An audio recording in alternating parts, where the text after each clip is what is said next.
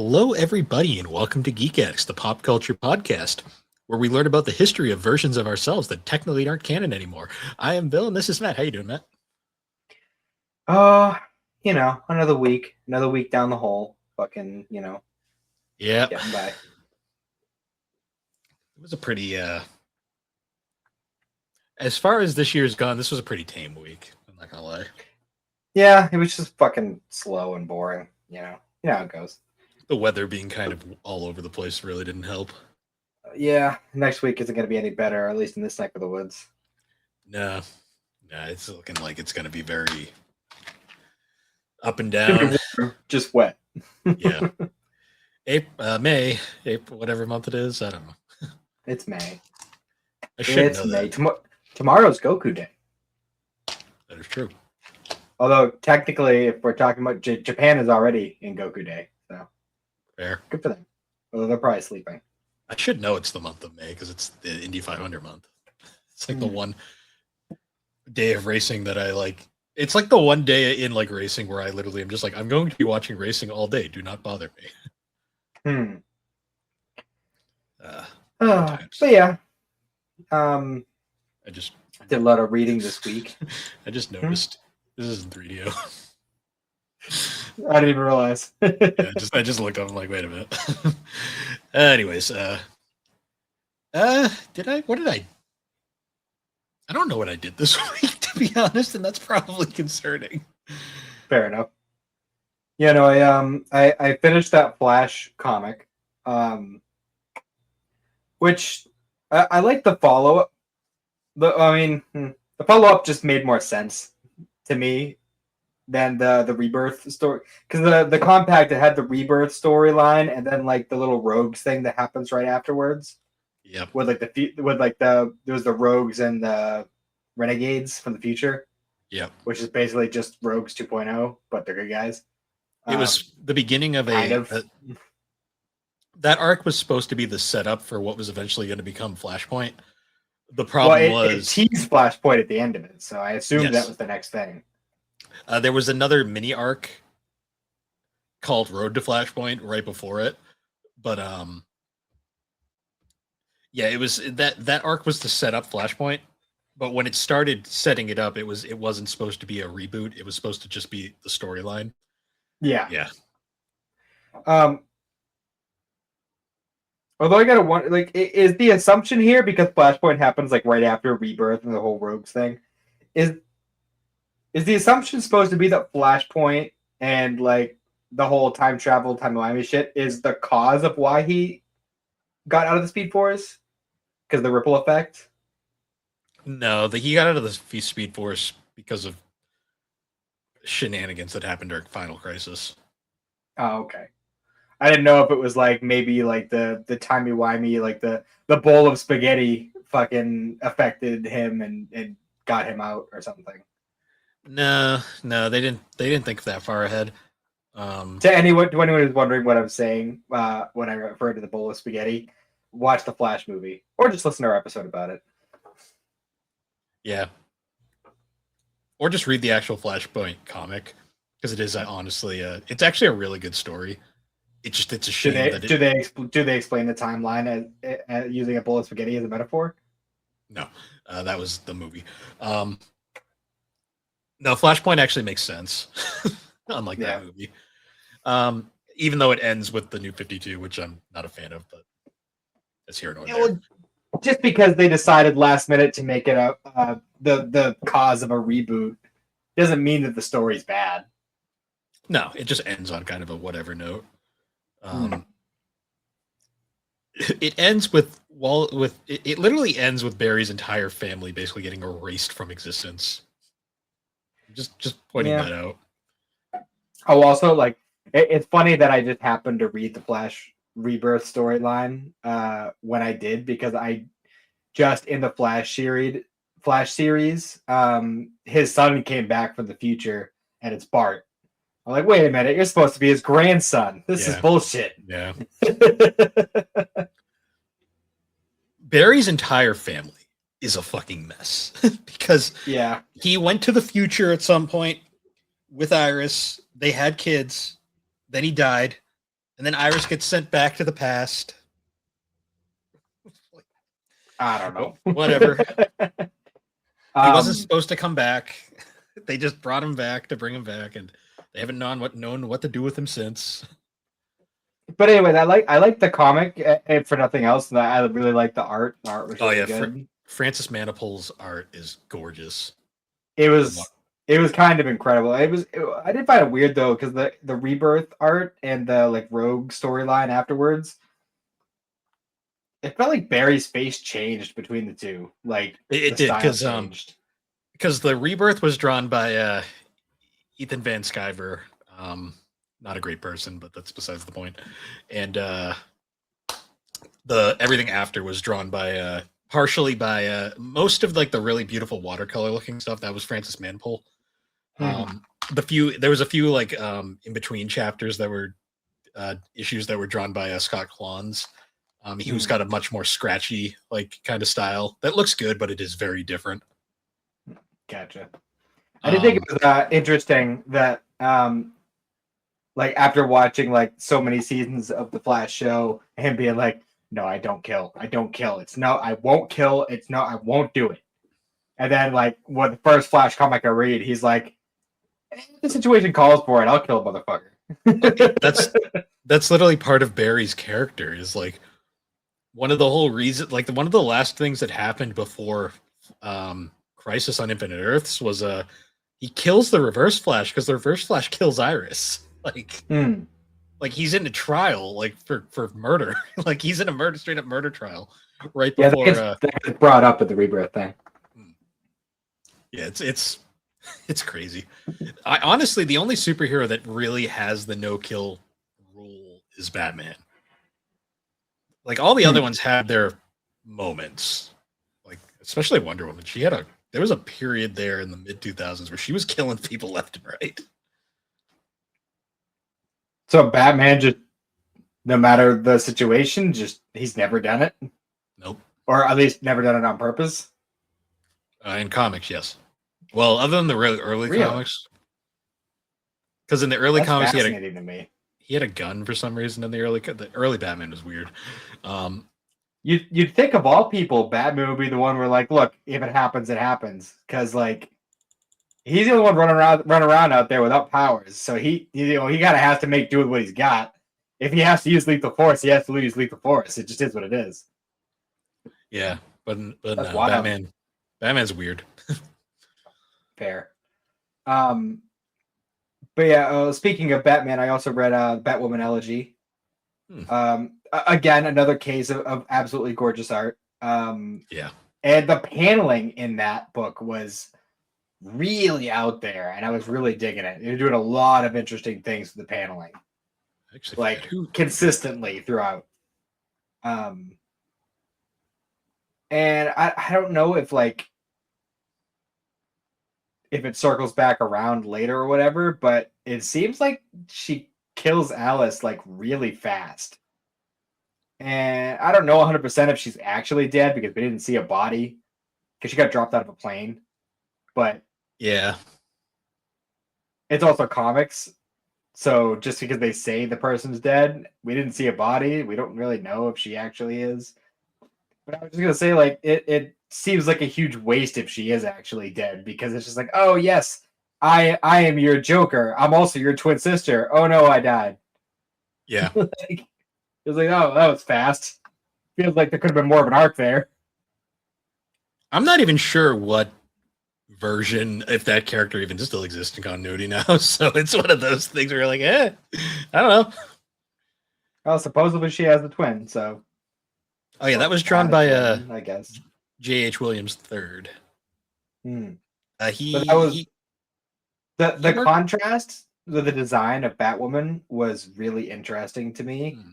In some ways, because like we would see Batman like kind of pop in and out throughout that comic, but in a lot of ways, Batwoman was more intimidating, and I think part of it was like just like the contrast between like the really really white skin and like the black and the red hair, and like the way that the facial expressions were used and stuff. Like she was like more intimidating than Batman was most of the time, which is wild.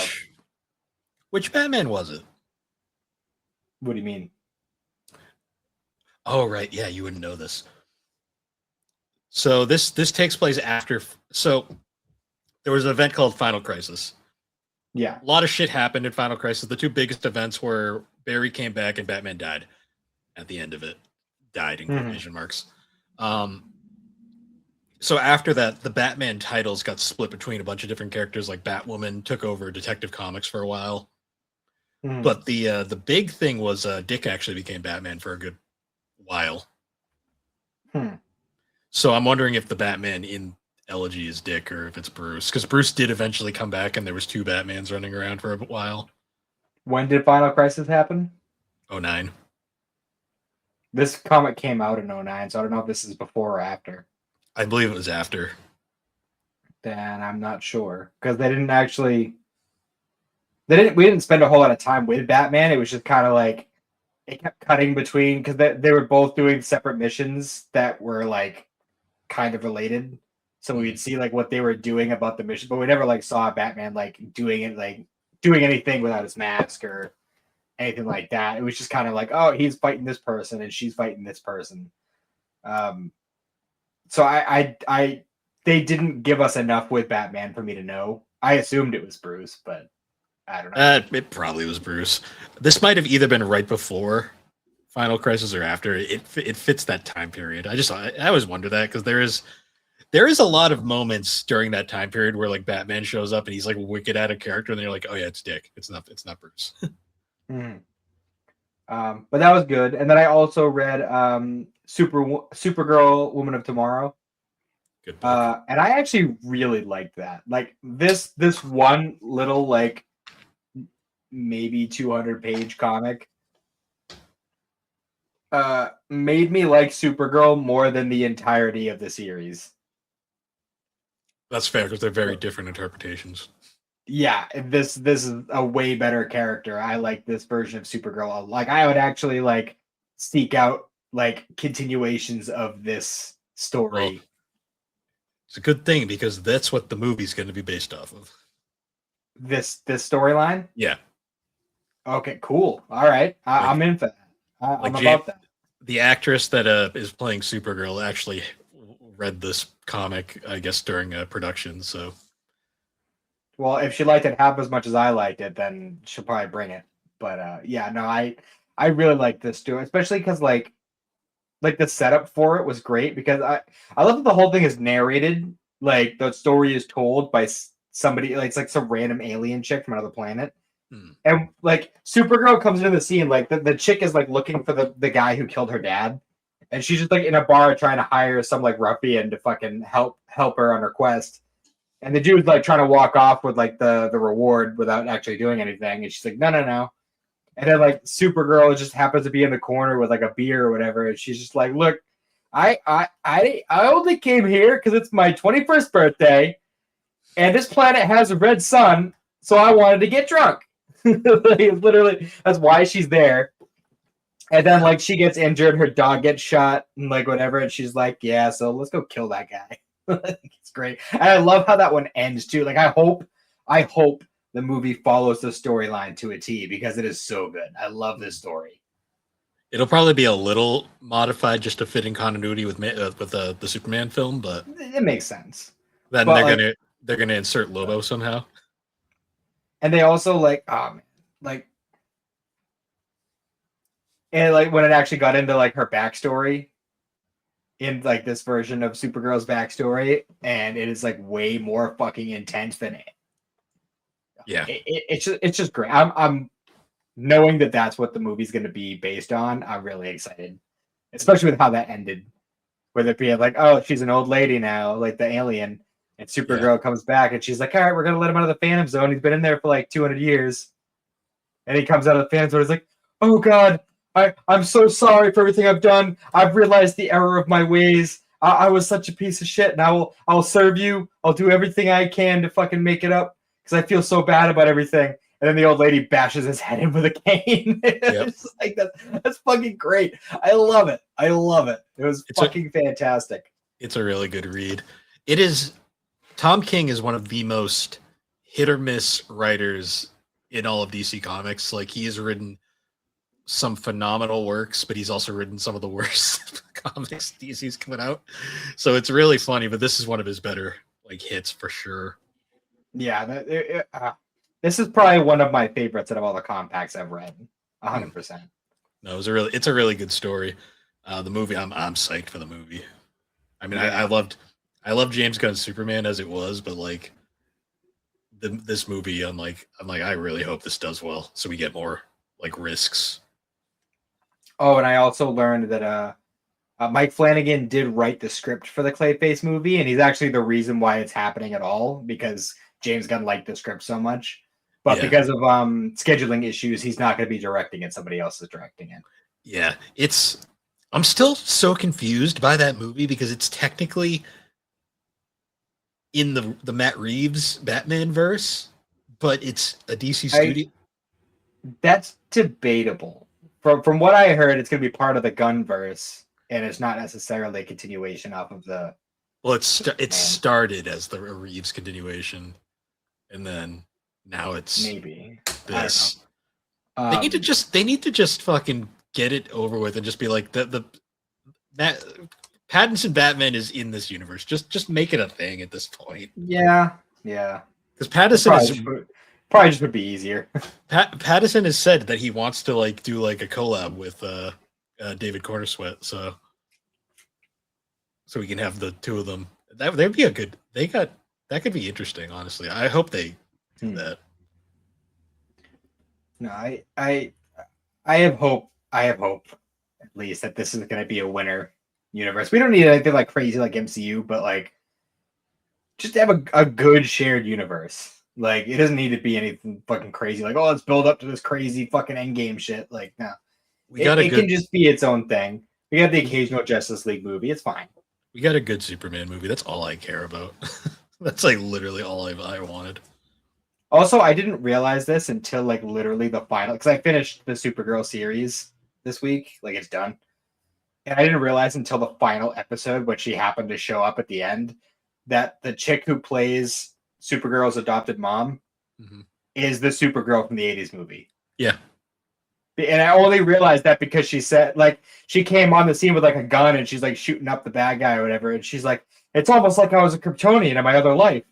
And then like one of them goes, only in the movies. It's just cheesy as fuck. But yeah. It's like how in Flash, Jay Garrick was played by the guy that played the Flash in the 90s show. Yeah. Actually, come to think of it, I think every live action iteration of the Flash makes an appearance in that series. Because technically OG Wally doesn't, but that's a mess of its own. There was a live action Wally. There hasn't been, actually. Now that I think that's what I was saying. I was saying the live action Flashes. Oh wait, what's his name from the movie showed up in the TV show? Briefly, yeah. It was like a weird like white void. Like they would just like encountered each other, would just commented in each other's suits, and then he went away. Yeah. Yeah. Okay, sure. It was very brief. I also love that they in the Crisis on Infinite Earths they included the original Robin from like Adam West's Robin.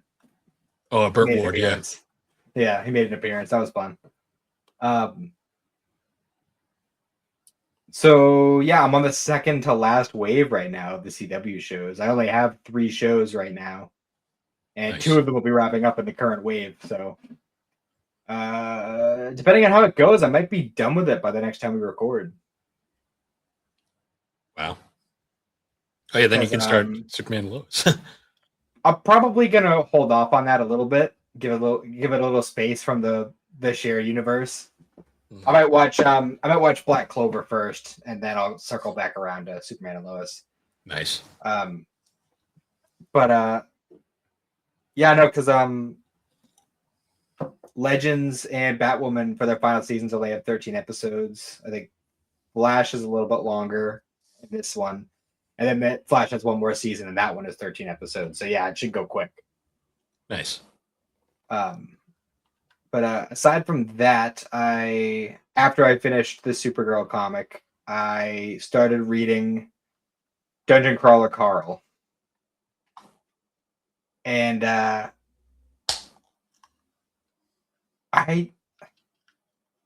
have some interesting feelings about this book so far. I'm like 8 chapters in right now. And it's interesting. I wouldn't call it literature by any means. The best way I can describe it, it's structured kind of like Solo Leveling, where like the way the world kind of gets, it's like a reverse isekai in that way. But with like, it's like if Solo Leveling and Rick and Morty had a baby.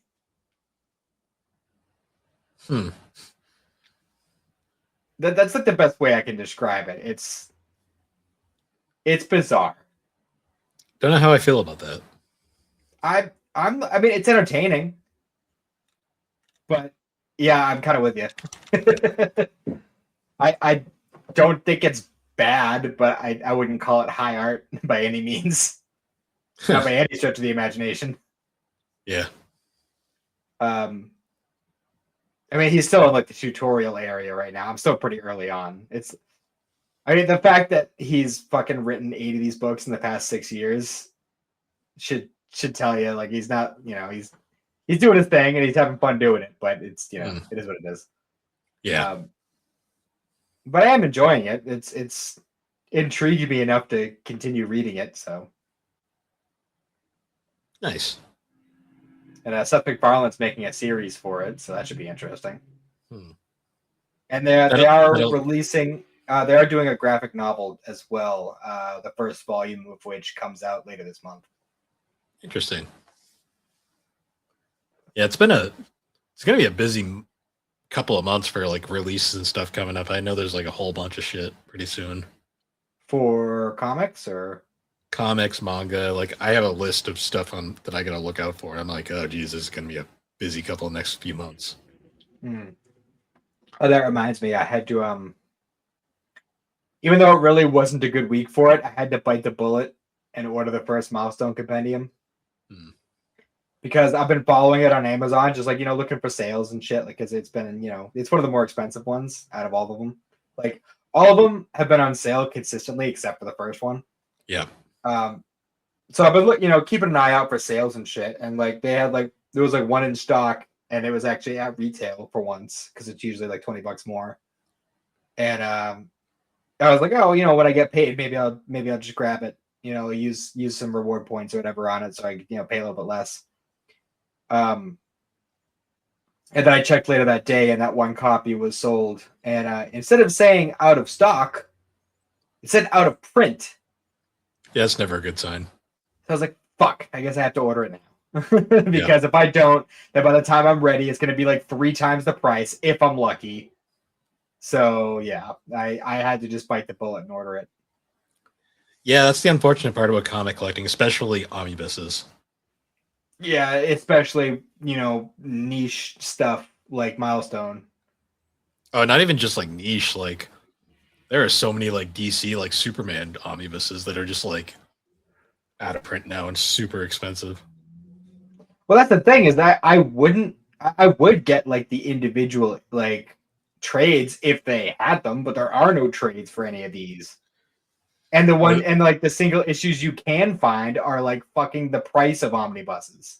Or the trades that do exist, because there might be a few like scattered ones are extremely rare. Yeah, so it's like, I could either buy the omnibus or I could pay the same or more for way less, Oh, yeah. So that's literally the only option if you want Milestone stuff. Even like recent like comic runs are getting hard to find. Like the Jeremy Adams Flash run that came out only like a couple, like 5 years ago.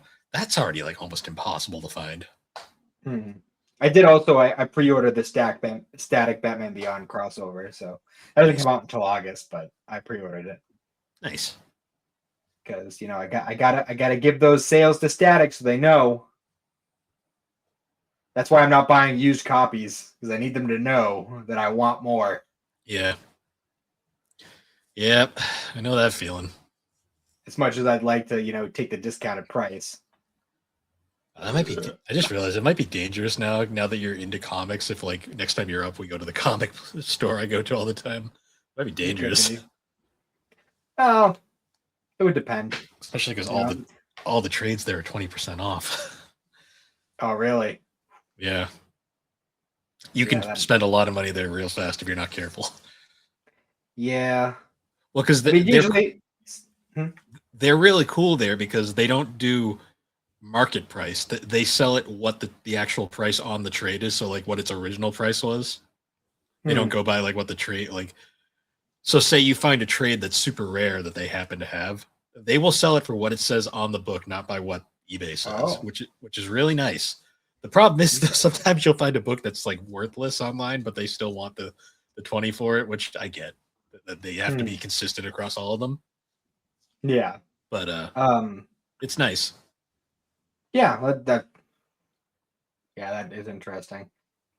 Which actually reminds me, because I know we recorded last Friday, and the following day was Free Comic Book Day.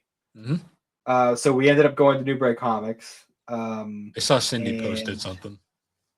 Yes, because she got one of those grab bags, and then also when we went up to the register, there was like 5 floppies that we could pick from, or there was like they had like 20 behind them. We could pick 5. Nice. So we ended up with 15 floppies because she got the grab bag as well, and she got a Junji Ito manga, and I got the Old Man Logan Marvel Premiere, whatever, like their version of the compacts. They're like half-assed compacts, yeah. Yeah. Well, that was the one in particular that I like especially wanted because I like, me and X-Men. I like X-Men. Yeah, no, I get it. But no, it was cool because we actually got like some interesting stuff out of the grab bag. There was like a Supernatural floppy in there. There was a Sonic Justice League crossover. Good run. Good run. I think it was the first issue too, because we got a few first issues out of that. Some of the other ones. I know we got a couple of issues of Something's Killing the Children because it was an indie grab bag. I saw there was a Power Rangers book in there too. Yep, there was a Power Rangers one. There's a couple other random ones too, but yeah, it was interesting.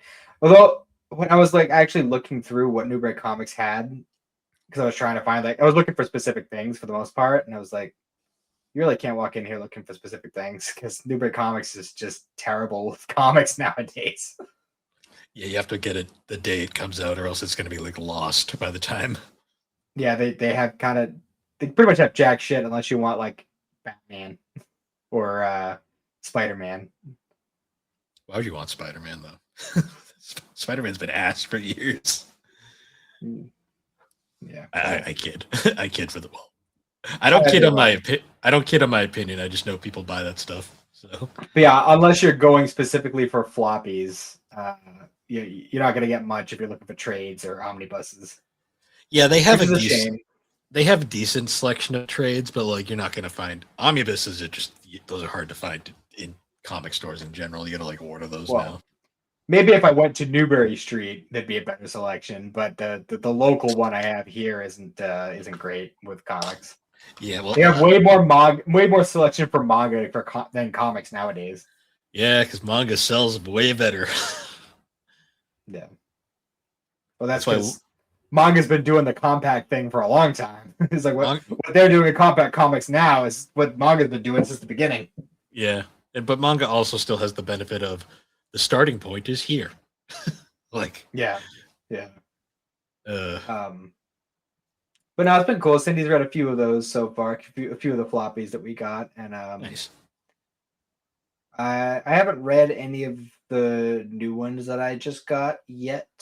My Green Arrow compact finally came in because it was finally released. Nice. So that's good. Yeah, aside from that, just chilling. I've still been playing my games a little bit. I haven't been playing a ton of Hit and Run. I did finish Legacy of Goku 2 this morning, though. Nice. Again. I play those games once a year. It's one of those things. Yeah. Last night, me, Thrak, Tony, and Chris, we played Four Swords Adventures on the Switch NSO. It Oh yeah. was absolute chaos. Like, it was like we were just griefing each other the entire time, basically. And I'm terrible at Zelda, so it was an experience. Fair. Have you been doing any anime watching or anything this week or? Not a ton. I haven't watched any of the newest released episodes. I did watch all of like last week's though before we recorded. I saw the My Hero Academia more special. Oh, that's out? I didn't realize. Yeah, they released dub and sub same day. The fan Oh. base is showcasing why they're one of the worst anime fan bases of all time. Like right now, it's pretty They bad. all knew it was coming. Like, come on, guys. You all knew it was coming. Yeah, they were in denial. You should have known it was coming since episode fucking like 2. Yeah, it was pretty obvious. It's pretty Yeah. obvious. But yeah, no, I started Slime. I started Nice. watching Slime. I'm It's curious going where well. they're going. It's going well. I'm enjoying what they're doing with it so far. It's the meetings aren't as egregious this season so far, so that's good. Give it time. This is apparently gonna be like a 60 episode season, so Jesus. they're basically And they're there's a movie coming too. Jesus Christ. yeah, they're gonna. I mean, it sounds like they're just finishing it, but the animation looked good, so I'm not that concerned. Yeah, it was solid. I watched the latest episode of Slime, not Slime, the vending machine. Like, what Yeah, the me too. flying fuck was that? I What are we doing? What are we doing? I don't know. We had a whole like half an episode dedicated to this dude who's trying to hook up with like the madam of a whorehouse. Like, what the fuck is going on? And then they up escape. Yeah, Balloon, yeah. balloon it Well, out. he's been doing that for a while. Ugh. I don't know. I don't know why we keep subjecting ourselves to it, but Well, at this point now, we're just determined to finish it. I don't know why I said I well, wasn't. But see, that's the thing is, if it had all come out when I wasn't paying attention and it was just all right there, I wouldn't watch it. But it popped up in my continue watching thing when the first episode came out. I said, "Fucking, I can deal with an episode a week for 12 episodes. and it is rough. It's not too bad." It is rough though. Yeah. Oh, I just put it on when I'm not like when I'm in the middle of something and I'm not fully paying attention. we're watching a show about a bunch of people that want to fuck a vending machine. Like, what are we doing here? Yeah. Oh, I don't know, man. It's bizarre. It's bizarre. have you caught up on Oshinoko? I have not watched the newest episode yet. No. I don't think I've watched the one that just came out, but the last one was the one where. Actually, you explain what happened on the latest one. I watched it last weekend. I'm trying to remember. Was it the Kana focused one? Yeah, where it was that really weird, awkward, like it was like a casting couch situation. Yeah, but then the guy And ended up being chill. He was like, and "Oh, you're then not into it? Okay." Yeah, he was just like, I'm still gonna make a move, but like, I'm not gonna be like one of those guys. Like if you He's say like- no, it's no. But Yeah. but then at the end, the paparazzi was, or no, it wasn't. It was like one of her friends, quote unquote, taking pictures of her doing the walk of shame, even though she didn't do anything. Yeah. So that's gonna go somewhere. Yeah. That's not gonna be good for her, especially because she hasn't been acting. She's only been doing the idol thing lately. Yep. So that's not gonna be good for her. What did you think of in the episode before that? What did you think of Aqua's freak out? Oh yeah, when he like was like coming to the realization that like, oh, maybe that wasn't my dad after all, and he's still out there. Yeah. That was. How about the fucking what's his name? The dude from episode 1 who just randomly just came back into the story, and now he's like, "What do you think? You think I've just been fishing the whole time?" Like, Yeah. no, Oh yeah. for this motherfucker too. We're like, I'm trying to kill that asshole. Like, yeah. like, damn. The owner of the studio. Ironically, his wife it basically runs it now. Yeah, because he's busy. He's a busy man. Which, I mean, he knows the dude, right? I thought he knew the dude. I think he so does. long to fucking track the guy down. Well, he's elusive, but you just got to hang out around a graveyard because he shows up there apparently. He shows up lots of places. We've seen him pop up a few times. He's just kind of around. I was not expecting the story to get that fucked up though. Like the whole like where they're like, oh yeah, it was like when I was impregnated when she was 16. I was like, that's bad. And it's like, and he was 15. I'm like, that's worse. Yeah. Like, that's worse. And then it's like, hey, remember how Aqua and Ruby have an older brother?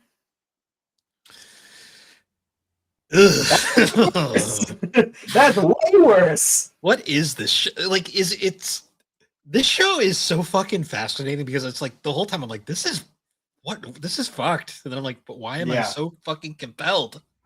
Like, because this is like actually what the industry is like. It is. It's disturbing. It's disturbing on so many levels. But like, I like that somebody's finally like. I mean, obviously, you know, there's been whistleblowers for a long time, but that like a product of the industry, like an actual like this is entertainment, is actually calling out a lot of this shit. I like that. Oh yeah, one of the best episodes is to the point where like we get the whole arc with like the TV show thing with Ruby, and after the conclusion of it, like the whole thing where she's like, "Oh, you mean that girl? Yeah, that bitch. She was never my friend. I was just using her for my own fucking means." And I was just like, "Jesus Christ, Ruby." Yeah.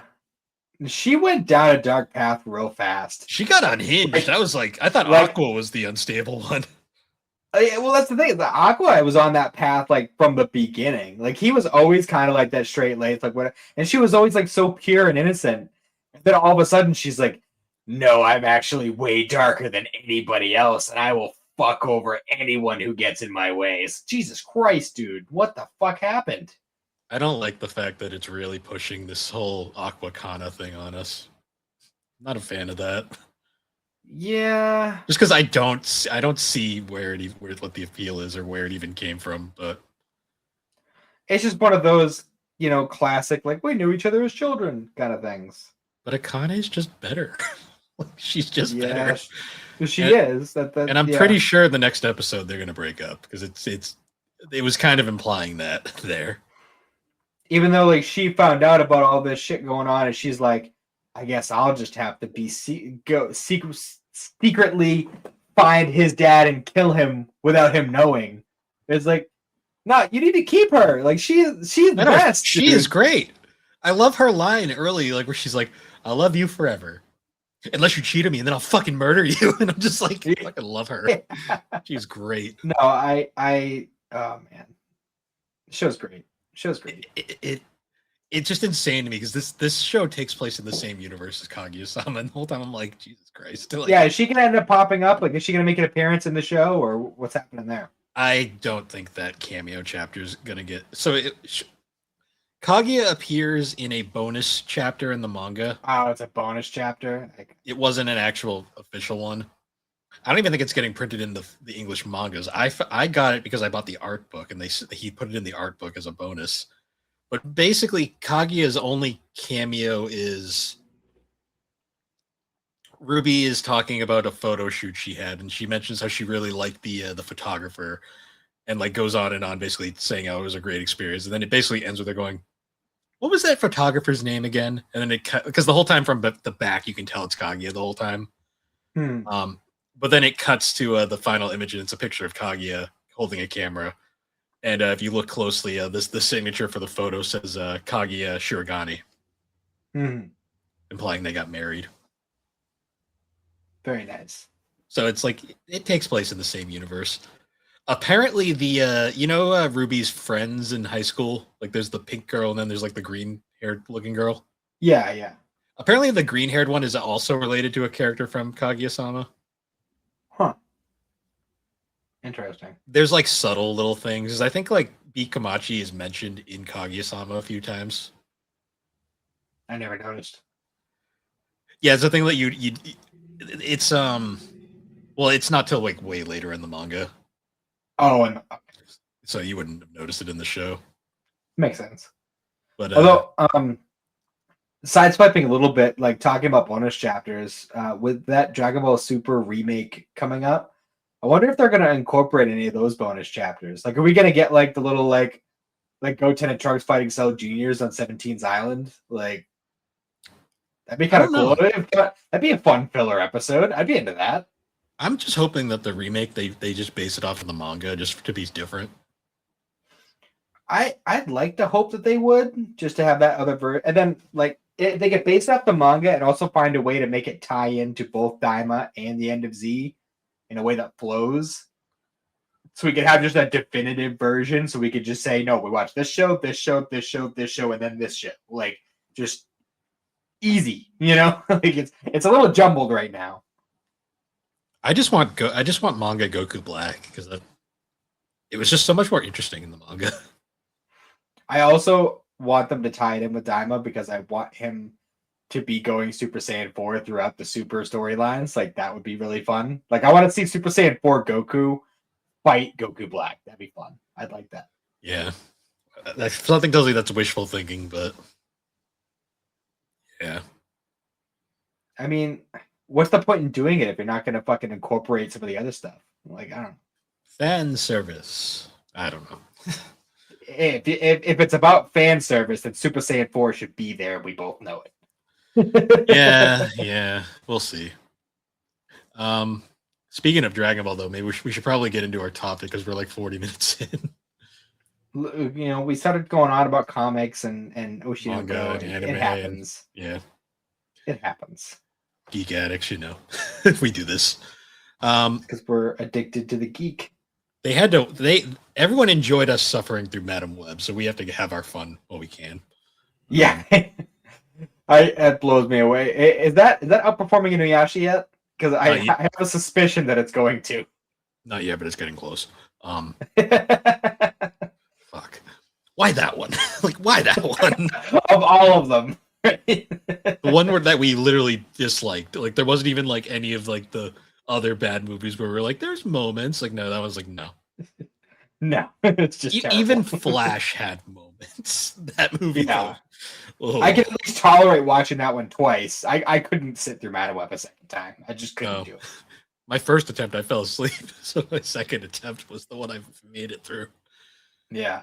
But no, speaking of good films though, well, we'll get into it. We're talking about the Dragon Ball Z specials. The ones that we actually got over here. Yes. History of Trunks and Bardock, Father of Goku. Ironically, out of all the Z movies, these are the only ones I have on Blu-ray for some reason. Interesting. So yeah. maybe we should start with Bardock. Just, you know, we'll go chronologically. Okay, I watched them the other way, but that's fine. So I want to say right at the start, I never noticed it really. I mean, I knew it was a thing, but I didn't really notice it until watching it this week. All the extra lines that they just shoved in there are really hard to look past in the dub. Also, like, Sonny Strait got a lot better because holy shit, he is terrible in this movie. Which is actually really funny because both of these specials, these are technically redubs because I had the VHSs for both of these as a kid, and the deliveries on a lot of these lines are different from what I remember. Like, when I think like Sonny Strait as Bardock, I think of like the Brawley movie, and I'm like, he's pretty good there. Like, he's got it down. I watch this, I'm like, my son, my son. I'm like, what are you doing, man? Wow, like, well, that was actually one of the things that like I really picked up on with like the line deliveries, because when he was having that like vision of Goku on Namek, and they were talking to each other, and Goku was like, "Oh, you know who I am." He's like, "Yes, you're my son." My son. But in the VHS version, the original dubbed version, he delivered that like, "Yes, you're my son." It was so bad. Also, the US soundtrack is fucking amazing for how fucking terrible it is. Like, I mean, a lot of like the instrumental tracks aren't bad. They whatever definitely were really abusing the electric guitar in both of them. whatever like an actual like song pops up though, I'm like when fucking Sum 41 shows up and the credits, I'm like, I was like, okay. Yeah. But then also, like, not to jump ahead, but like the end credits for Trunks are just like a boop, doop, doop, boop, doop, doop, doop, boop, doop, doop, doop, boop. It's like, what the fuck? What the fuck is this? The Bardock movie too is crazy to me because you could clearly tell too it was very much before Dragon Ball Minus was a thing. Oh yeah. So it's like It Gine just doesn't I mean, exist at this point. well, yeah. I mean, technically, when this special came out, the Frieza fight hadn't even happened yet in the manga, because Toriyama had seen the special and he liked it so much that he incorporated Bardock into like when Goku first encounters Frieza. Your father was a brilliant scientist. Yeah. But no, with the Bardock special, like Trunks did it too, but it wasn't nearly as bad. But in the Bardock special, there's so many instances where they just like shoved extra dub lines in where there was clearly not supposed to be any talking at all. Yeah. And like it really killed a lot of the scenes that were supposed to be like scenes that were supposed to have tension, scenes that were supposed to have suspense. And it just fucking ruins it. And I feel like it kind of ruins his character a little bit too, because it makes him like way more emotional than I feel like he's supposed to be. Yeah, because like it's bizarre how like he's so much more subdued in the Brawly, in like the little recreation of Minus that they did in the Brawly movie. Yeah. But like he's somehow arc. But like he has like so much more personality there, and I'm like, it's weird. Like, why is he so? I'm gonna say the pacing in the Bardock special is terrible. Like this movie, is all over the fucking place. It doesn't make me feel bad for the Saiyans in the slightest, because like I don't think it's supposed to. No, it doesn't. But like, it doesn't even make me feel bad for Bardock. Like I'm like, okay, whatever. No, not really. Because I mean, he's just such like an asshole at the beginning too. I mean, he's kind of an asshole throughout the whole thing. And honestly, like I remember there being like at least one good fight in this special, and the only one that you can even say is halfway decent is when he fights the elites right after his crew is killed. But he still gets his ass kicked. But like the fight, quote unquote, only lasts like a minute, and then he gets blasted by Dodoria. And then, like, I guess you could call him like flying through all of Frieza's soldiers trying to get to the ship a fight, but it's just him getting dogpiled, then blasting them off, then getting dogpiled again. It just happens over and over. And then Frieza just kills all his own men because he doesn't give a shit. Yeah, that was another thing that always bugged me too with this special is like he's fighting all these guys and plowing through them, and then Frieza shows up and he's just like, "We're done working for you," and this and that, and just like I just feel like all the soldiers there are just like, he doesn't speak for us. We're not with him. Well, I don't even think Frieza really even acknowledged them. I think he just was like, they're in my way. I don't care. Yeah.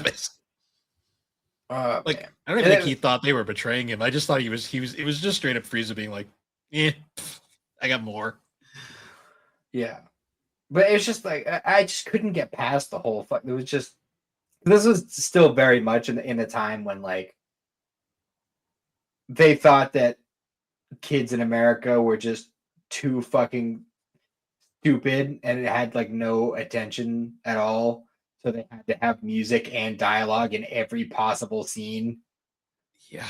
And so they were just shoving so much in there like all the time. And it was honestly, it was taking me out. Like I need to watch this subbed just to see like how it was. Like I think I watched it subbed years and years ago, but I don't remember it very well. But I feel like I need to watch it subbed now just to get like the pure experience for this. It was a really like with the Blu-ray release, they should have just redubbed it and like changed the script so it fit better. Because by the time they did the Blu-ray, it was like, anime was not quite mainstream, but it was popular enough. And at this point, it was kind of more adults watching it than kids anyway. Yeah. You could have just done it right, you know. Um, It's and then probably like because this special is kind of just like the special's like barely canon anymore. Like, I mean, it was never canon really.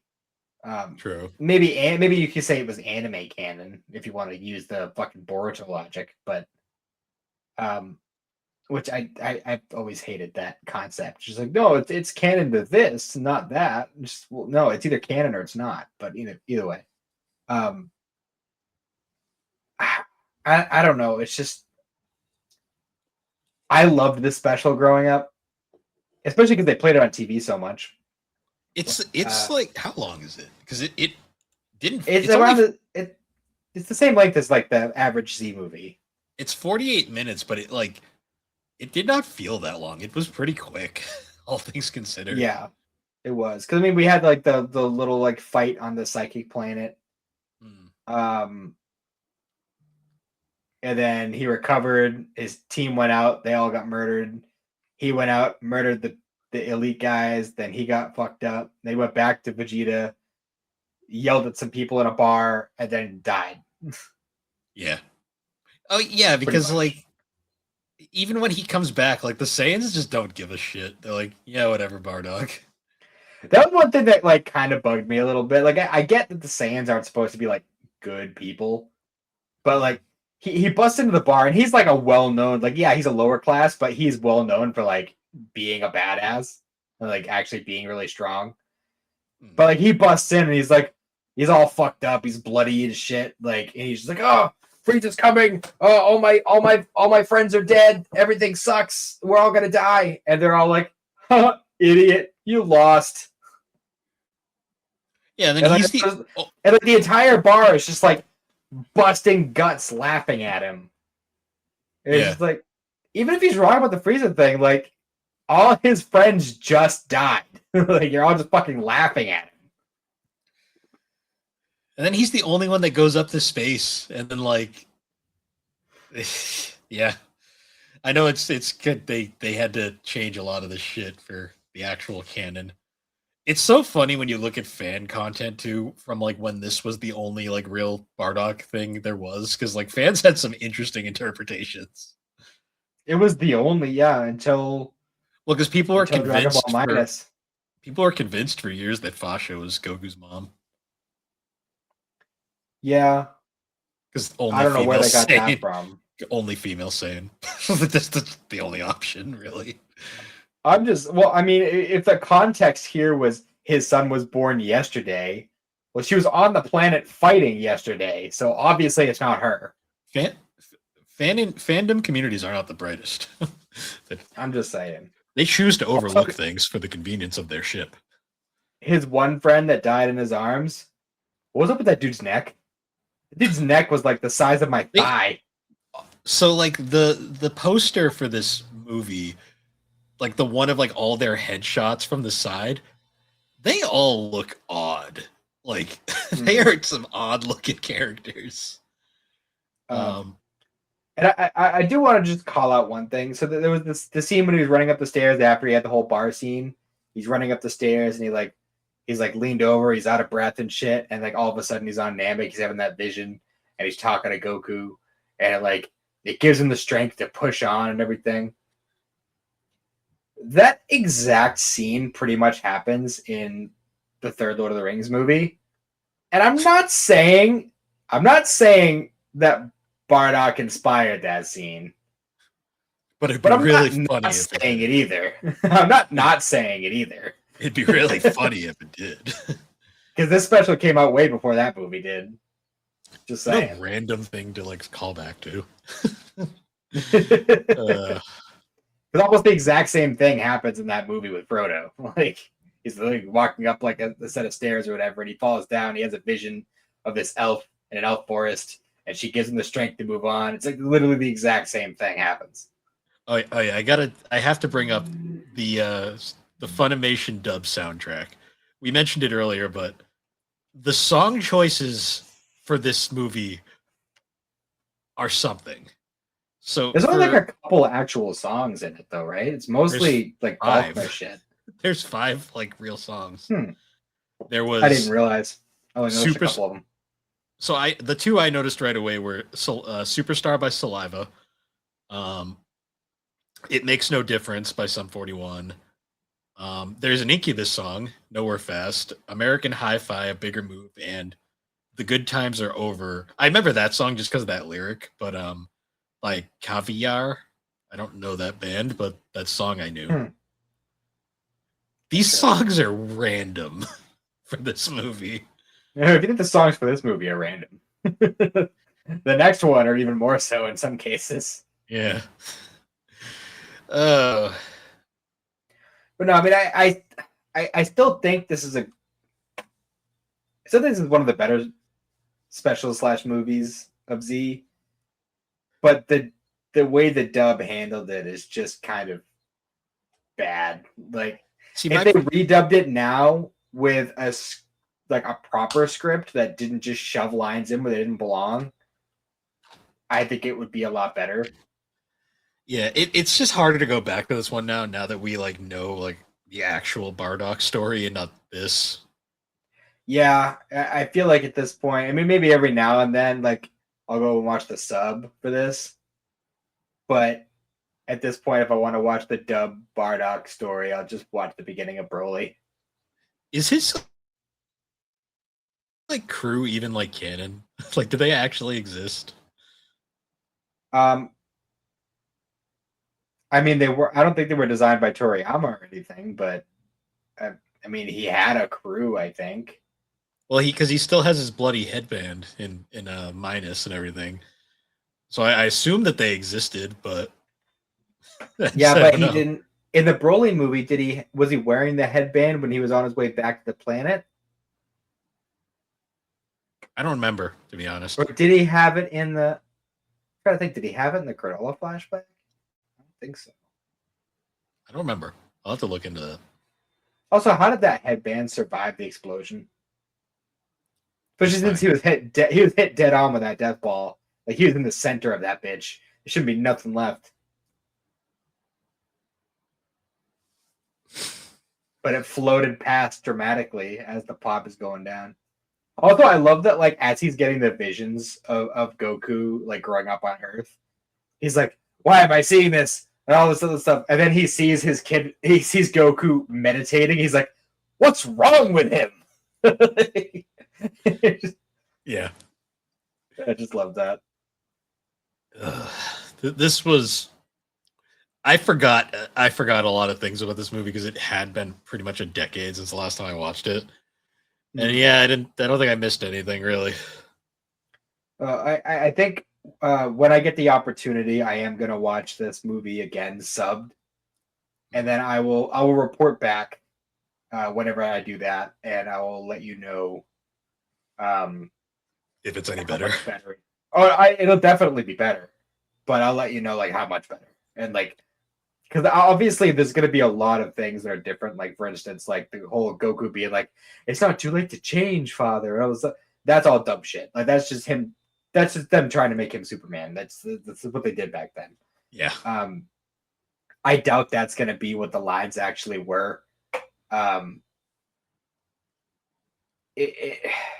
the whole, like, him being like, no, I see the error of my ways now, and I'm going to be good. And this, like, I don't think any of that is actually a thing. That's why I need to watch it subbed again, just to, like, get the full context of that. But yeah, I will report back whenever I get around to doing that, and I'll let you know. Yeah, because I always got the assumption that Bardock, well, not as ruthless as most Saiyans. He was still kind of a prick, like, for the most part. Well, his, like, I guess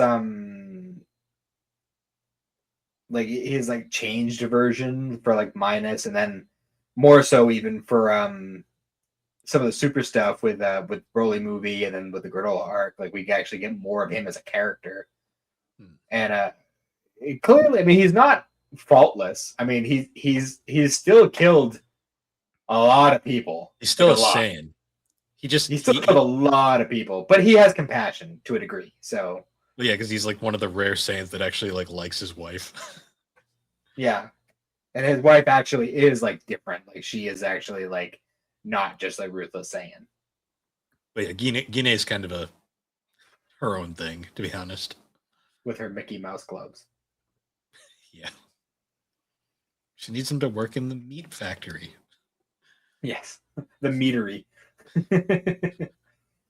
Uh, um, but yeah, that's kind of where I'm at with Bardock. Like I still have fond memories of it because I watched that one a lot as a kid. But they need to redub it. They just need to redub it. That's what they need to do. I'd watch it over. Out of the movies we've seen so far, I'd still watch it over Tree of Might. Definitely Yep. Tree of Might. Uh, maybe Dead Probably Zone. Broly's Second Coming. Well, we haven't. At least has entertaining moments. I still don't think it feels Dragon Ball, but it has its moments. Yeah, probably. I don't know. I mean, out of the ones we haven't watched yet, definitely probably Second Coming. Yeah, I still think that's the worst. I still like the Cooler movies, even though the first Cooler movie just there's no like real fights in that movie. It's all just beat downs. No, that movie is just fucking an early 2000s metal album. That's what that movie is. Yeah. But going on to Trunks, again, it still had some of that problem, but I think by the time they did this one, they had lightened up on it a bit. It's not nearly as egregious. It still has some moments of silence. This story is at least established, like as an actual thing that happened. Yeah. Even though it does happen differently in the manga. Yeah, it's not as that opening scene where they're all gathered around, they're like, Gohan, your dad died. Yeah. He's like, he's dead. They're great. Wonderful. Chi-Chi like didn't really seem that upset. Yeah, so remember a couple weeks ago when we were doing the superhero and we were talking about how Chi-Chi like has the worst life in Dragon Ball? Yeah, she just lives on a mountain. That Chi-Chi is fine. This Chi-Chi has the worst life in Dragon Ball. Yeah. Yeah. Also, was it just me or was Tiffany Vollmer channeling her inner Cynthia Crans this entire movie? I mean, she kind of had to, just based on the context. I mean, with the world being what it is, she kind of didn't have much of a choice to be than to be kind of like that. But she still ended up relenting. You know, what's she gonna do? You know. I know. I just the way Tiffany Vollmer kind of like did it was like, well, the fact that I'm so used to Monica Rael's performance now that it's so weird when I hear Tiffany Vollmer again. Honestly, watching the special made me miss Tiffany Vollmer even more. Yeah. Yeah, to a degree. She had a lot more personality. There was just moments where she sounded like she was like channeling her inner Chi-Chi at points. I'm like, it was a weird. All the voice actors in this movie were odd. I'm not gonna lie.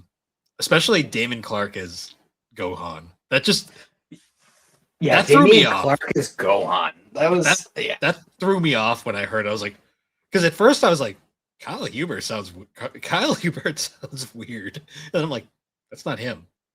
Who is that? It's not him. I looked it up. I'm like, oh, that's a choice. I was like, all right. Well, yeah. I was gonna keep in mind this special was dubbed before we had gotten to Boo. Yeah. So they hadn't settled on Kyle Hubert as Gohan yet. What that just makes me wonder why didn't they just keep Damon Clark, because he wasn't bad. He was actually kind of pretty good. But I also think he just fit better with future Gohan specifically, which is the life he lived. I guess. Where he was kind of like a harder around the edges kind of Gohan, whereas I feel like Kyle Hubert fits the goofy, nerdy fucking Gohan that we get in the Buu Saga and later. I feel like that just fits him, that personality better. It's just funny because Kyle Hubert was in this movie because he voiced Ox King at one point. Yeah, my French fried potatoes. In the redub, apparently in the original it was Mark Bridden. Huh. Interesting. Yeah, because that was another thing is like, well, I guess it was a different person, but the delivery with that was definitely different. Because I remember in the VHS version, which would have been what we got back in Toonami back in the day, he just said potatoes for my French fries, and here he says, "I got the potatoes for my French fried potatoes." Yeah. What a line. Yeah. He's trying to make his miserable daughter happy because she is not having a good time in this film. No, and she is definitely aging worse than Bulma. And Bulma can't even say she's using the Dragon Ball to make herself look better. She just is that way. That's just how she ages. Why does this Bulma look younger than modern Bulma? That's my question. Like, I don't know. She looks more natural, I guess. Yeah, I guess. As natural as somebody with blue hair can look. I mean, also, like, I guess it's just because of the way the actual events happen. But like, anytime I see like the androids being ruthless killers, I'm like, could they do this at any point, like in the modern canon? I mean, it was kind of set up that they were going to go that way. It was really 16 that it was a combination of 16 and like, you know, with all the stuff with Cell going on, like the Z fighters, like kindness towards them in a lot of ways. So it's like, I mean, obviously they didn't know the full like context of what was going on when Cell showed up, but like as soon as Cell showed up, Piccolo was like, 17, get the fuck out of here. Like he's coming after you. I got to stop him. You run away and hide.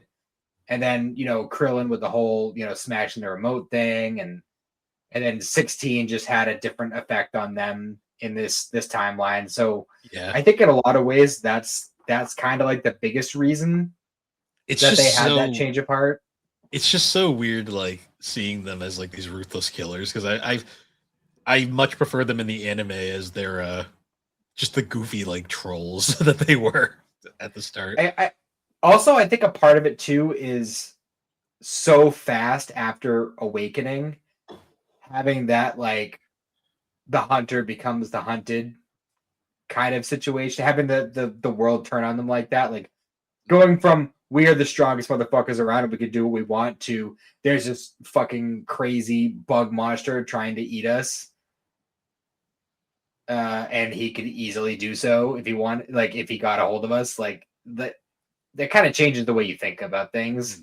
So now, like, in a situation where they would be hunting people down for fun, like now they're thinking like, well, this is how I felt when I was being hunted, so maybe I shouldn't do that.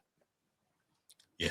Yeah. It is funny to me though, just because this is just one of those things that's unique. Is a lot of the VAs throughout the years have definitely aged. Like you listen to like Chris Sabat, like in these early things, and you can tell he's definitely a lot younger. Oh, Because that you was forget something I how forgot to mention in the Bardock thing. Is fucking his young Vegeta voice. that was him. It's so bad. Oh my god! Oh yeah, Prince Vegeta. All the Saiyans are dead. Oh shit! Sucks to be them. what was that? Like, Leave me where's alone. I'm Raditz? eating a cracker. I was gonna say where's Raditz, but then I remembered, oh yeah, the Raditz only appears sometimes. So No, the Bardock special. They pretended Raditz didn't exist. yeah, he's like Launch. He appears when convenient. Yeah. That's why they get shipped together all the time for some reason. Yeah. Right. No, that's Masako X's fault. Yeah. That F1 But YouTube. yeah.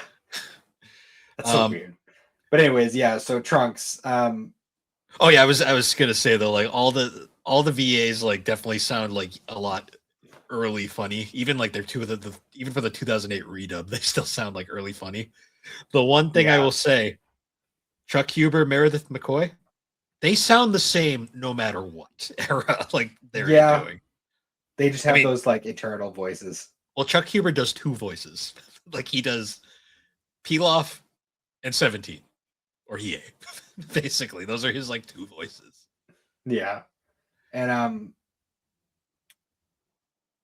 yeah, they did a good job of making 17 and 18 really hateable right at the beginning, because the first thing they did in this special is kill the tournament announcer, who is a perfect angel, and they killed Justin Cook. Yeah. Well, no, tournament announcer was Eric Bale. Eric Bale plays him. According to this, it was Justin Cook. Really? Yeah. Maybe they hadn't gotten to. Well, no, because if they did the redub in 2008, original Dragon Ball definitely had already come and gone by then. It says Huh. announcer was Justin Cook in this, so I don't know. Weird. Oh, maybe it was one of the other because there was multiple like TV like reporters and shit. Maybe it was one of them. I don't know. Because it definitely sounded like Eric Vale. No, according to I this, know he is the official voice. the only character that Eric Vale played in this was Trunks. According to His young Trunks voice was a little rough too. yeah, that was bad. Yeah. And Sean Schimmel apparently plays. Does Goku? Oh yeah, Goku like doesn't even have a line in this movie. I just realized. Yeah, that. he's credited as Goku, but he doesn't have a line as Goku. No, he has a line as the guy who's calling for the town militia, but he's doing it like a weird like Kinkai voice. Yeah, he's credited as shopkeeper and clerk. Yeah. So one of those. Which is the same thing. But apparently it was two separate characters. Yeah, there was a lot of VAs throughout this that didn't get a lot of work. Like I'm pretty sure Vegeta has like literally a grunt because he says like Kakarot, no, and then he dies along with all of their deaths in that fight are pathetic. By the way, like Piccolo just gets punched in the chest and just dies. I'm like, okay, yeah. I mean, I'm assuming there was to try and the first to die. Jesus Christ, like. I like this movie because it is the amount of different times it's been redone. Like it's hilarious how that live action interpretation is actually pretty spot on. Not gonna lie. For the most part, yeah. I still think this is one of the best ones, though. Even because, like I said, like this one isn't nearly as bad as Bardock with like the just shoving lines into places where they don't belong. It does happen. It's not as bad. One part that I didn't like it very much was when they were doing the training montage, and Trunks was like trying to go Super Saiyan on the cliffside next to the ocean. It was nighttime. And Gohan was like watching from behind a tree, but like whenever Gohan wasn't on the screen, Gohan was doing lines like trying to coach him or whatever. But like it's very clear that it's supposed to be one of those like I'm just watching you and you're off training on your own, trying to do it on your own. Yeah, it was it changes the context for both characters by adding those lines in, and I didn't like that. Yeah. Also, the fights are very good in this special. I think the Gohan's last stand fight when it was just him versus the androids is one of my favorite fights in the whole series. That is very good. It's also the first time Gohan uses an energy shield, and the only time until the Moro arc. Which was interesting.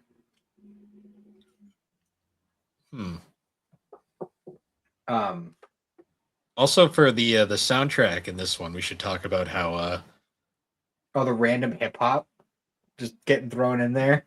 So this one we had Bootsy Collins and Buckethead did a song for this one. I think they did the Trip Rocket cover of the Immigrant Song. There's like an entire Dream Theater album in here for some reason. Yeah. And then two songs by the band Slaughter. Just for no reason. Like, and what was that other one? It was called Ascension. It was what the fuck is his name? It was the hip hop song that was playing when Gohan was like pulling out the senzu bean. Yeah, I can't tell if it's on here or not. I did love that line though when he drops the senzu bean out and he's like, kind of like my arm, only one left. That was dark. Kind of morbid. That was a dark scene. Is Chi-Chi even aware that Gohan died? I don't know, because we see that one scene with Oxygen going on about his French fries, and she's like cradling the picture of her family, and that's the only time we see her. So we have no idea what happened with Chi-Chi. I don't want to think about it. I don't want to think about what she did after Gohan died. This got dark. It got Yeah. really dark. Yeah. Because Yeah, I because don't she's see that never going seen well for again. her. She's never seen No. again. Like we No, see we only get that Bulma. one. We see Bulma's Hmm. unfortunate death. But we never see Chi Chi. We don't even see her in the Future Trunks Super arc. Yeah. So it's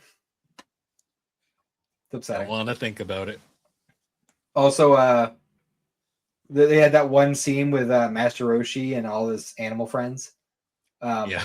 In the submarine. Yeah. What's happening there? But I love that like Master Roshi has that moment where he's just like, I'm gonna do something. I'm going to Pepper City. I'm gonna fight them myself. And they're like, no, go. We need you. We're just a pig, a cat, and a turtle. And he's like, all right, fine, I won't go. And I'm sitting here thinking like, they don't care about animals. Like they only want to kill humans. Yeah. So I'm pretty sure they'd be fine. I did like that line too, where like when 17's like going through the store and like just like basically like getting that one clerk to give her everything.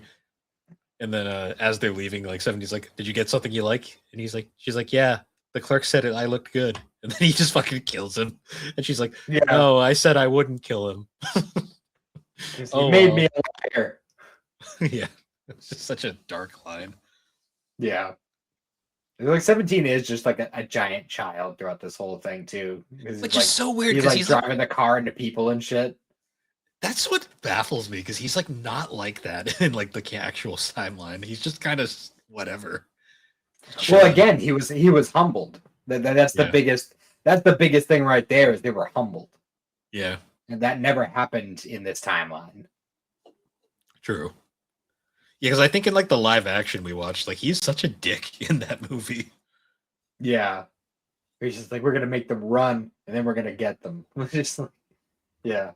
I mean, these two do get fucking murked basically off screen by Trunks when he goes back. So, Well, maybe there is a whole episode about it in the anime.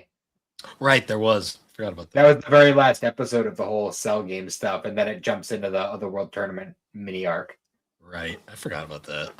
It's been forever since I watched OG Dragon Ball Z. They actually have that as a post credit scene at the end of Legacy of Goku 2. Oh, that's fun. I can play that game. But I mean, all told, I think this is definitely the better of the specials, and even out of the movies, it's definitely one of the better ones.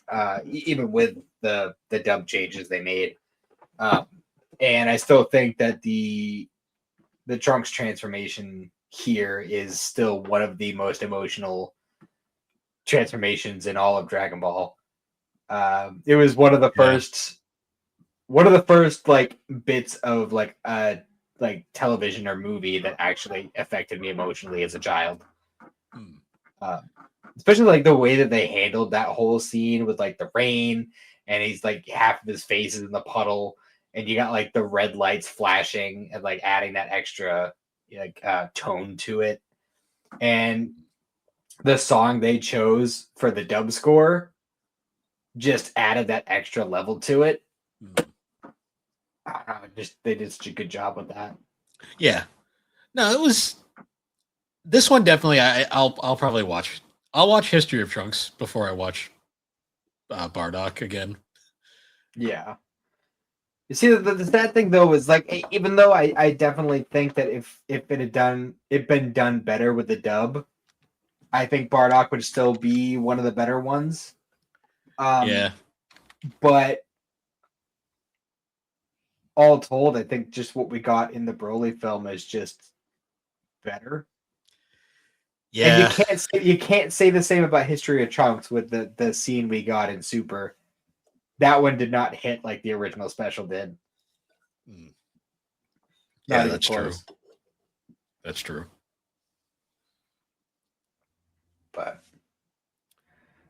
yeah. So next time we talk about Dragon Ball movies, we're moving on to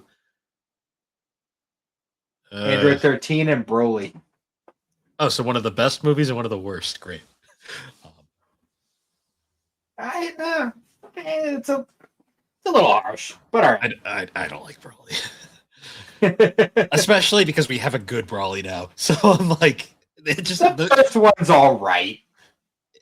if it wasn't for his, It's a mid tier at worst. to me, it's if his motive wasn't so fucking bad, I wouldn't hate it as much. But his motive just annoys me so badly. Well, yeah, that is. I mean, that is the one thing that everybody points at as saying this is a bad film. Well, Is the then, motive. well, then because of the fact that Brawly doesn't have a fucking character in that movie at all. Well, he didn't need one because him's so strong. So Yeah, and Vic Mignogna screaming his ass off. yeah.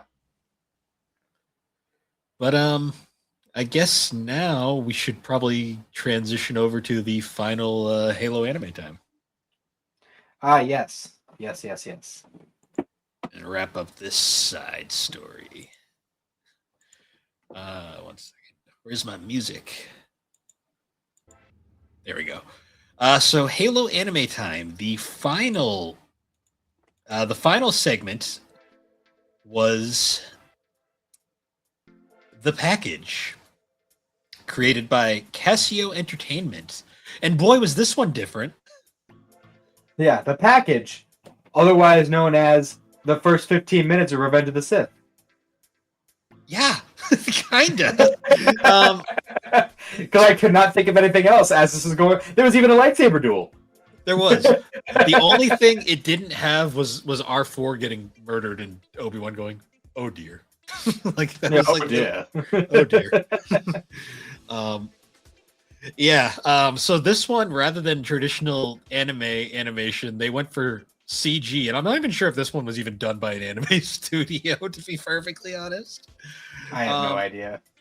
Because it's full CG, and it is like pretty good CG, all things considered. Like it looked nice For the time. Yeah, it was solid. It looked better than the Halo TV series. I'm just saying.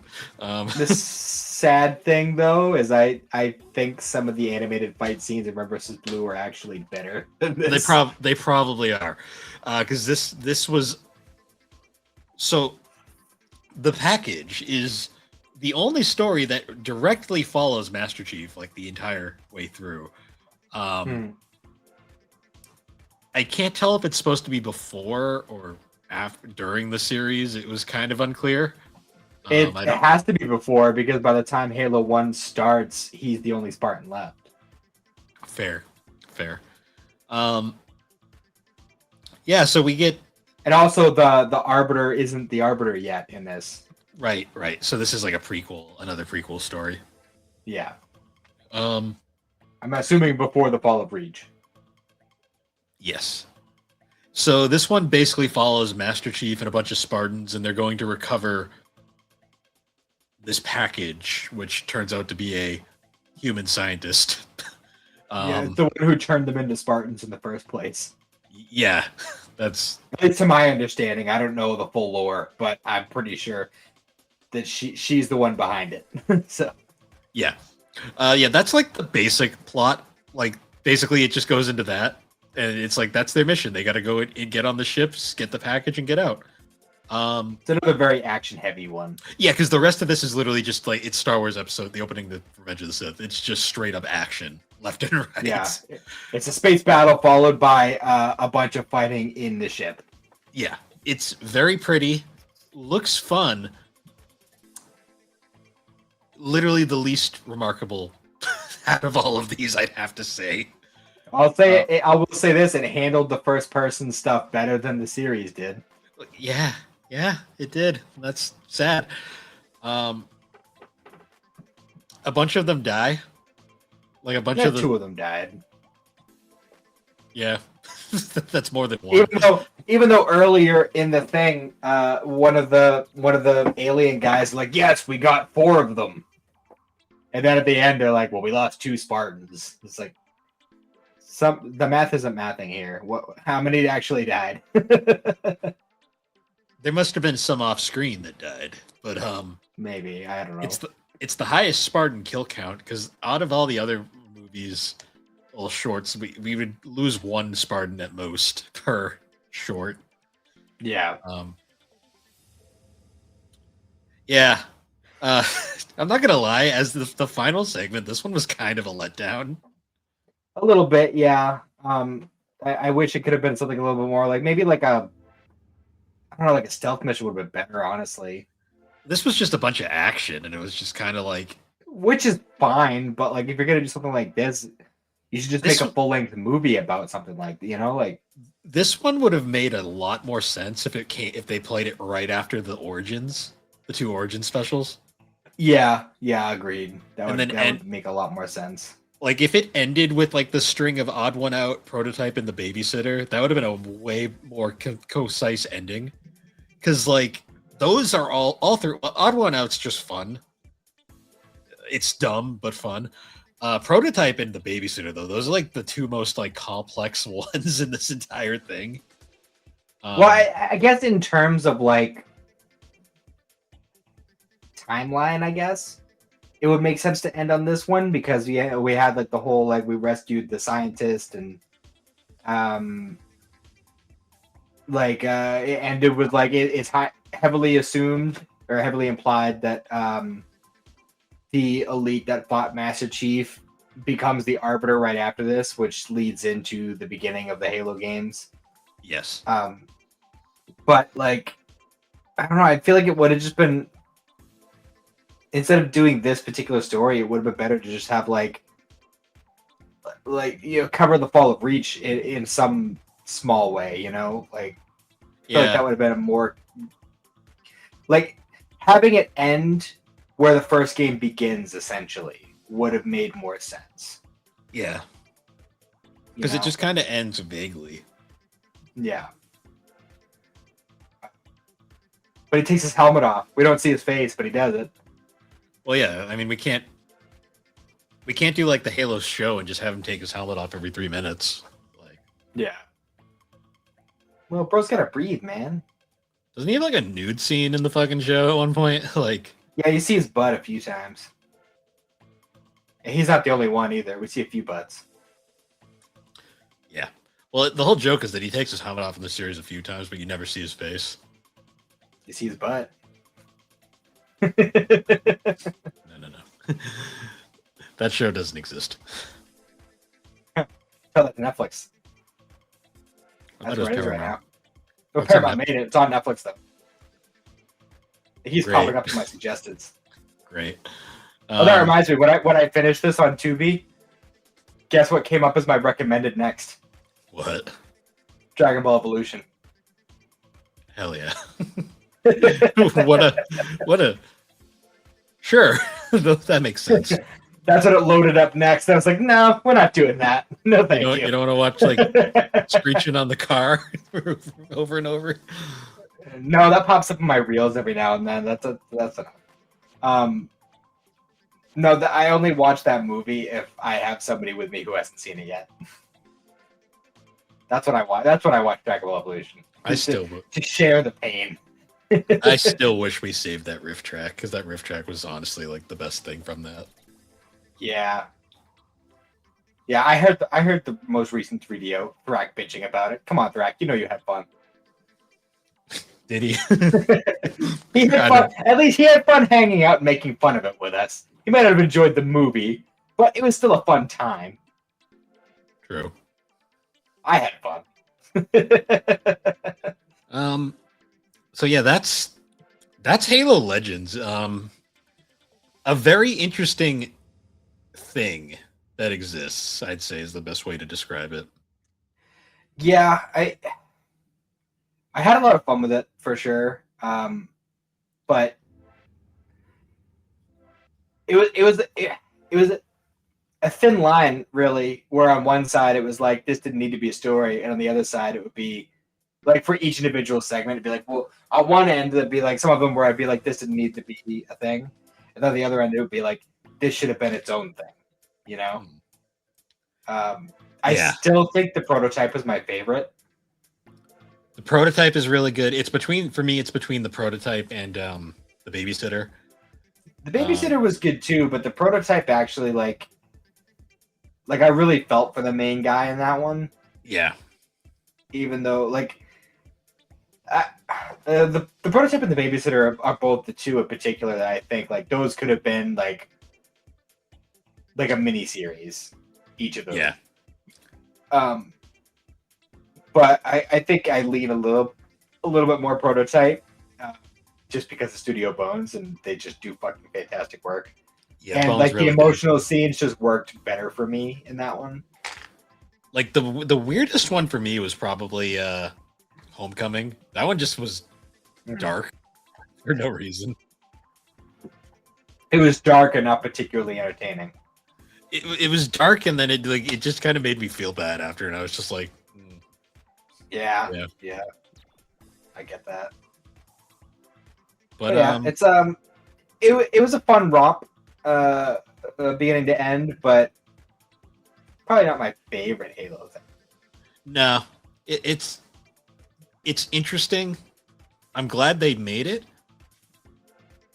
but nowadays it could have been so much better. We're gonna have to cover that. Isn't there a Mortal Kombat anime film?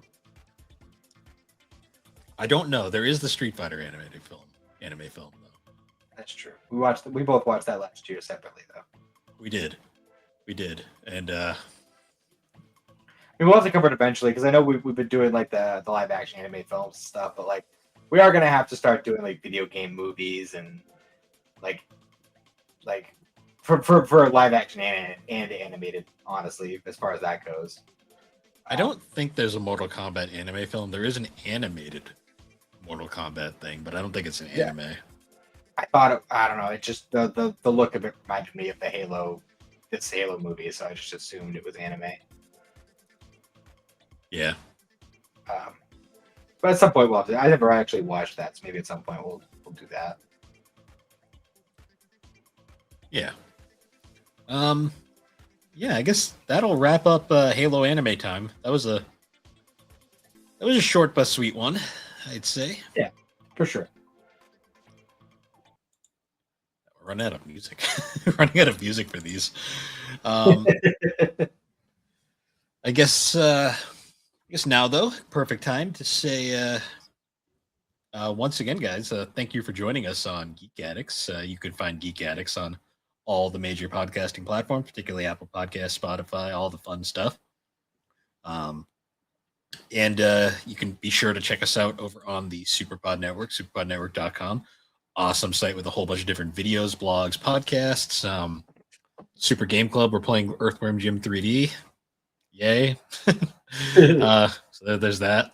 And yeah, just keep an eye out for all the fun stuff we got going on over there. It'll be out of date by the time this comes out, but happy birthday to the boss man, Aaron. And yeah. Anyways, guys, though, until next time, I forgot my ending thing. Anyways, We'll guys, see you all later. Later. Yeah, that's the thing. Have a good one. Insert Thrax. Bye-bye. Yeah.